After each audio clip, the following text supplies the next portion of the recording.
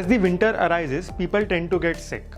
Common cold, flu, viral illnesses get a standard around this time of the year.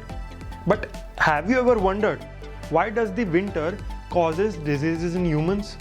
Or what is the relationship between cold weather and common cold?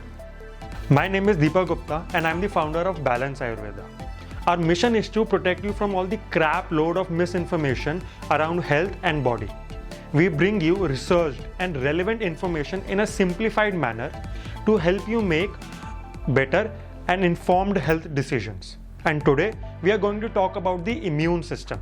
But before that, please subscribe to this channel and encourage us to make such more informative videos. First of all, you do not get common cold or flu due to the cold chilly weather, but because of a group of viruses. The rhinoviruses causes common cold and the influenza virus causes the flu. So, the cold weather does not make you sick, but the virus does. But the cold weather can increase your chances of catching the virus. In winters, we tend to spend more time indoors with no ventilation and all the doors and windows are tightly closed. But this warmth comes at its own cost. Imagine you walking a dusty highway and you catch this infection. Now you will become the breeding ground for the virus and you will spread this virus around your environment and the people. In summers, the windows remain open and the air inside the room is changed frequently. So the number of viruses floating around in the air reduces. In winters, the doors and windows are closed. There is no ventilation. So the infected individual, in this case you, is going to spread the virus in the air. And studies have shown that this virus can float in the air for 24 hours. According to a study published in Computational and Structural Biotechnological Journal, viruses can reproduce and survive in lower temperature and less humid areas. To simplify it for you, we have gone through the paper and here are the findings. The viral particles have a protective sheath of proteins and lipids. As temperatures increases, the kinetic energy of phospholipids also increases, which increases their movement. This increase in movement leads to an increase in the membrane's permeability.